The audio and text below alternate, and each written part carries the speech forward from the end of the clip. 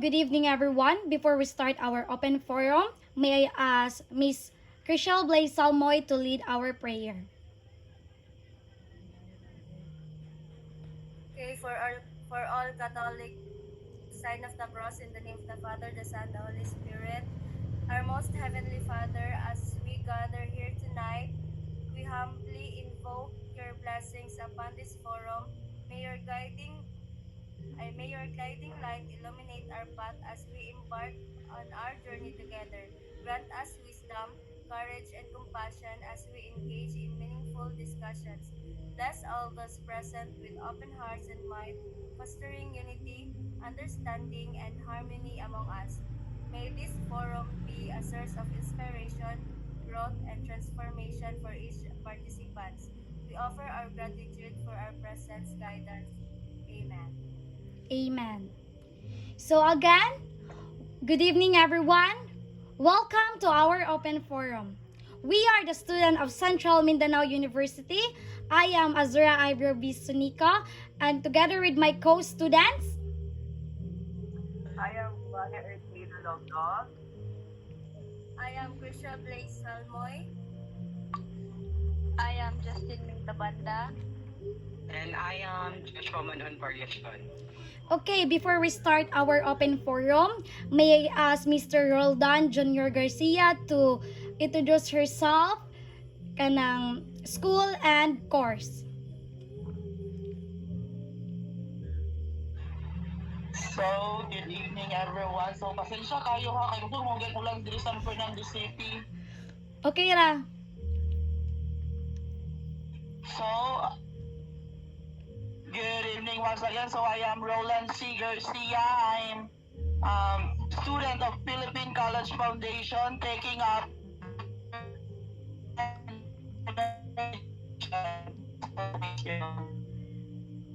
Okay, thank you. May I call Mika Mitch Termis to introduce herself. So, good evening, everyone. I am Ikamich Peter Miss. I studied at Pinma Cagayan College, taking a Bachelor of Science in Tourism and Management. Okay, thank you. And may I call Mr. Kagang Rustin Jan.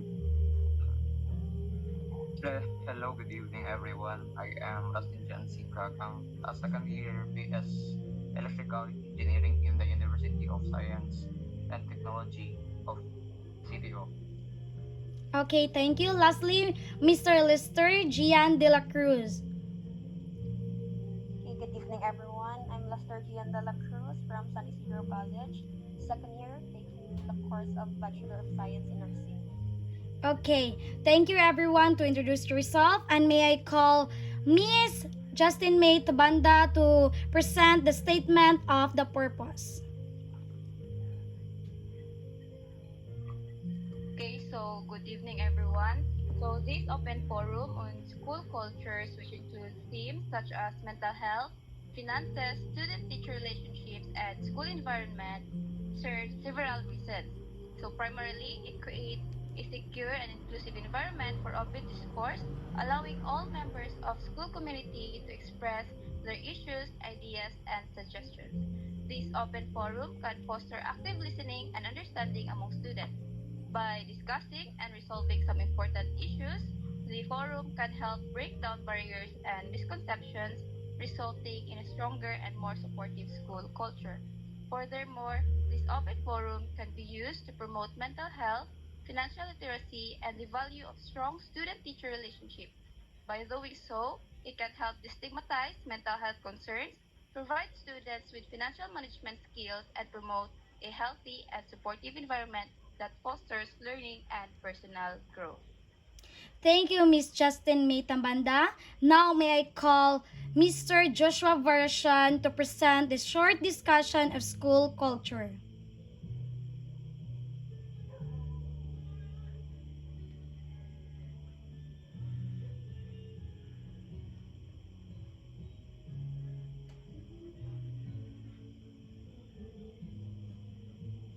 Mr. Varashan?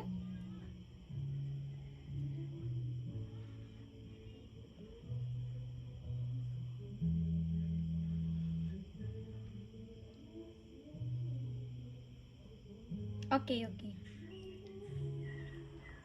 Okay. Okay na siya.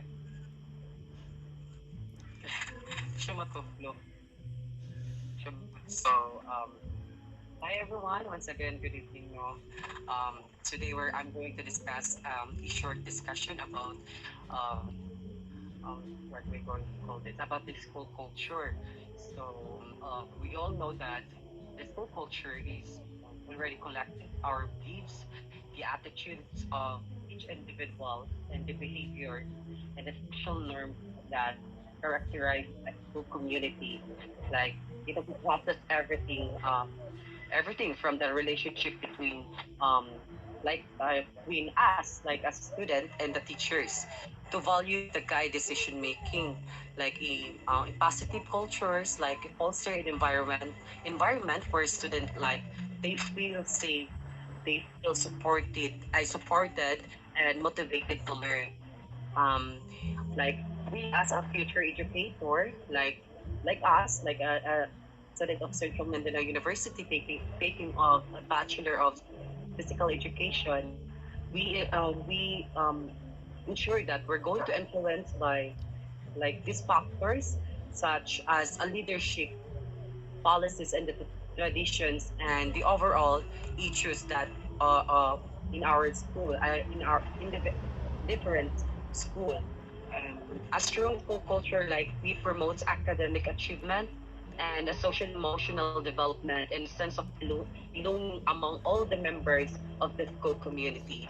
And that's about the a short discussion about school culture.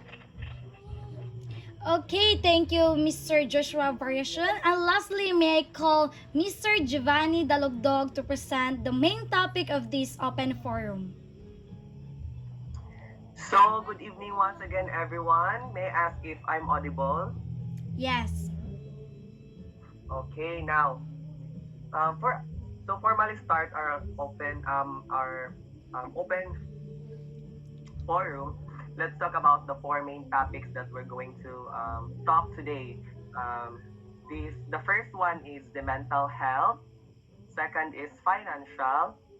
Third is student-teacher relationship, and lastly is the school environment. Now, we all know, di ba kita man tanan estudyante dire, and these factors kanang mo gini sila ang kibale kanang mga affect sa tuwa as students. Now, is it okay?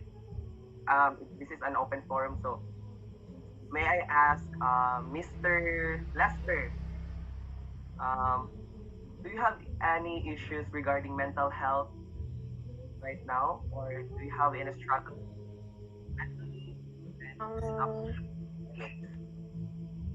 Good evening. So, my mental health is a little bit I did siya good, but I'm trying to survive every day. Nga makakuan lang pa-survive ka, and especially college is very hard. So, yeah, with the accompany with my friends and my family. So, actually that's it. Naman to. Thank you, Lester. Yeah, as a college student, grabe gid kayo ka importante sa ato ang well-being, ang ato ang mental health, di ba? So, based sa imong giingon, not so good, but yeah, it's fine. It's fine. It's a normal for us students.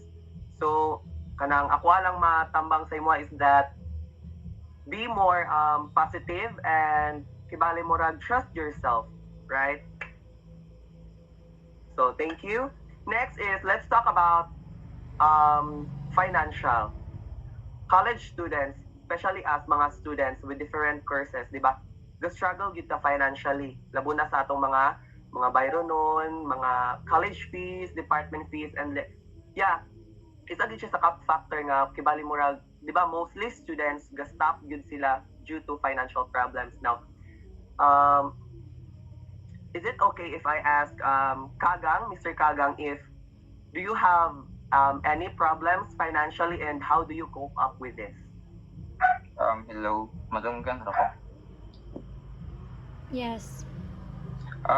Sa financial problem, sa USDT man jud is kanang wala gid kay bayro nun jud actually, but nagyapay problem sa financial, which is kanang mga projects and then like performance with ang mga PIT like that. And napoy factor pud ang financial problem sa like mag-rent pag sa boarding house like that. And also travel like that po, and which is grabe costly po because every day magatupag school and you need money to to travel. And also the food, actually the food is very common din siya nga as financial din siya sa problem kay kay lisod jud pag magpalit og food if you don't have any much money kay masave din mo as mag-travel ita. And then how do I cope up with this? Simply magtigom ginagumay mo dili gid siya like bitaw like may impose gid siya nga kan ba kay wala kay sad gid magtigom sa college. And siguro I can suggest nga overcome ni like mag-sell lang og mga mag-sell og like mga provide us daily life. Thank you. So thank you Mr. Kagang. So tinuod gyud ay no nga pag mag-eskwela ta sa isa ka syudad kay the cost of living is high gyud dito bitaw. So it's good nga mabalanse nimo ang imuhang financial dira sa USTT, and it's good nga naay institutions nga gamay na lang gyud bitaw ang mga bayro nun or mga fees nga ato ang gamay na lang ang mga fees, right? So good job. Now the third topic that we're going to tackle about is all about the school. So now let's talk about student-teacher relationship. Sa ato as students, importante man gyud ang student-teacher relationship, di ba? It's because it builds up inclusivity within the class. Di ba? You have sense of belongingness, no? Can I ask Miss Maika or Mika nga, do you have a good student relationship within your institution? So, good evening everyone. Again, I am Mika. Sa Finman, ang good may scholar, gitawag og hawak kamay. And kana siya nga scholar is mag-duty me as a student teacher. Then, diha nga part, na-realize na ko nga ang pagka-teacher, dili gid siya basta-basta. And para as a student, makatabang pud ko sa maestra, makatabang pud ko sa ilaha, I'll build a good relationship with him or with her para matabangan ako siya not just sa pagtudlo but also to handle the students, and also para pud sa good environment or good relationship sa students and teachers. So mao na siya. Thank you for sharing, Miss Mika, and it's good that na atong katong scholarship and that your institution practice student teachers relationship kay mo gid ni siya ang makapaboost gyud sa isa ka student ka magsigig balik-balik sa isa ka institution, di ba? For example, ikaw ganahan kay ko sa teacher, ay mo sulod ko ani niya kay I feel comfortable with him or with her teaching, di ba? So thank you Miss Mika for sharing. Now, let's talk about our last topic, which is the school environment, di ba? It is important for an institution to practice child-friendly environment within the institution. Now, may I ask Mr. Roland if your school has a positive vibe school environment?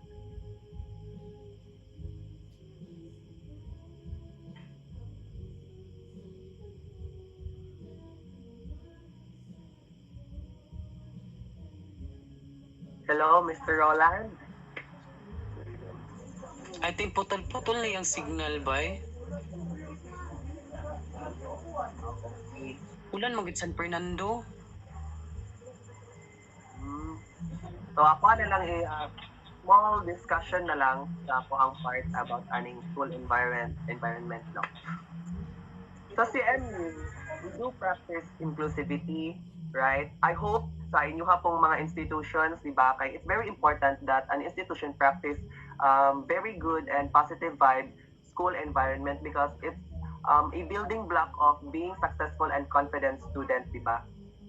No, importante gid na siya kay for example, if imuhang school kanang not so vibrant, di ba, wala dira ang mood nga moskwela, wala kay gana moskwela, it's because kanang you don't have the sense of belongingness, di ba? And naa si Arlan.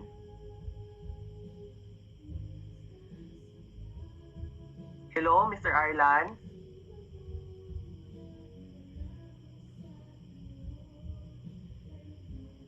Hello.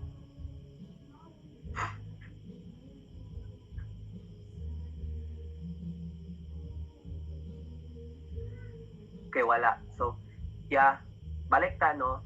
Very important gyud nga naatay kanang tsada ang ato ang school environment because it affects the mood of each student nga makabalik-balik and to become successful because it is not just the school's development but also the students' professional and individuals' development, di ba? So, I think that's my part of this open forum. Miss Azura? Okay, thank you, Mr. Giovanni Dalogdog. So we are done to our open forum. But first, who wants to share their learnings about our open forum? Anyone, feel free Pwede pa to... mag-share? Oh yeah! Feel free to share. Unsa gani school environment? Yes. So sorry kaya kay gatubangan mo ganyan gaputol gakuan gi siya wala. So Philippine College Foundation environment when it comes to inclusivity like age and gender, so there were many outstanding students in this institution that studied despite their age and older students in the said school. So this stands out as an open door for students to have an education without undermining and without facing discrimination with their age. So aside from that, PCF is also a safe space for our brother and sister that is a member of the LGBT community. Overall, Philippine College Foundation is an institution that promotes, encourage age and gender inclusivity. So Maurata, thank you. Wow, it's so very nice. So, anyone who wants to volunteer to share their learnings about our open forum today? What about Miss Mika Mitch Tormis? What have you learned in our open forum? So good evening. Ako na learn is to learn how to put inclusivity and also to what else? Well, of course, to build good relationship, not just to the student, not just to the teachers, but also to the people outside the community. I mean, outside the school. Kay kung dili man gud siya diretso magsugod sa school, syempre magsugod gid siya as friends, magikan sa gawas, and then mag-enroll padulong sa inga nga school. So dili pasabot nga ang kanang inclusivity o kanang good relationship, di ara gid siya magstay sa isa ka department, isa ka school, but also outside the department, outside the school. So maara na siya. Okay, thank you, Miss Mika Mitch. What about Mr. Kagang? I learned how to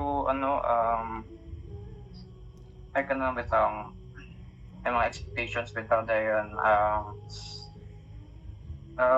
o nusa pud ang interaction with one another bitaw, like sa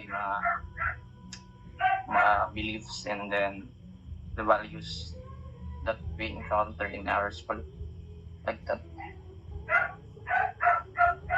Okay, thank you. What about Mr. Lester Gian de la Cruz? What have you learned in our open forum? Miss Lister. Ay, sorry. Miss Lister Gian de la Cruz. Okay, so kung na-learn sa kaning open forum is that as I kanang nadunggan ako ang mga kuan sa each student sa each school, we all have different struggles mentally, financially, and and I also learned the importance of inclusivity, the strong leadership, and the good peer-to-peer relationship. Thank you. Okay, thank you everyone. So, may I call Mr. Joshua Version to conclude all the kanang ipang istorya nato karon diri sa open forum.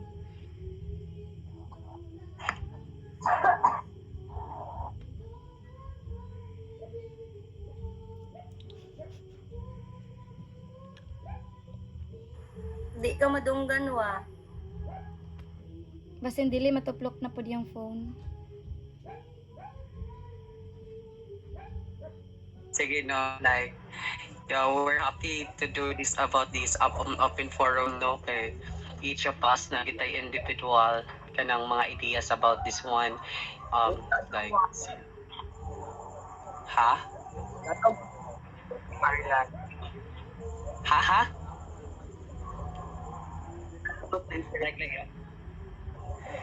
Like, no, kay, we all know that ang school culture gud dako gud siya impact, especially in our students, like ka-shape magud siya into their in our sense of belonging, like a motivation and the overall well-being, like ato yung pang share about the financially, about mentally, and the relationship between the student and the teachers, like in our culture, like in a positive good positive culture, we like foster magid siya into a good supportive environment where like we as a student we feel valued and empowered and encouraged to try academically, like ma-influencean puta in our attitudes towards learning and the relationship between peers and our teachers, like in our long-term success in our life. Mora gid ako ma-share. Thank you so much, guys. Thank you, Mr. Joshua Version. So now we are finally done to our open forum. Thank you everyone for joining us. We are so very thankful and honored to have you all in our open forum. Mr. Kagang, thank you very much. Miss Mika Mitch Termis, Mr. Roland Jr. Garcia, Miss Lester Gian de la Cruz, and Mr. Arlan. Thank you so much everyone. And have a good night. Thank you everyone. Goodbye. Good night. Thank you. Can I request everyone to Ay, come? may I for request everyone to tutorial? open their camera to take a picture?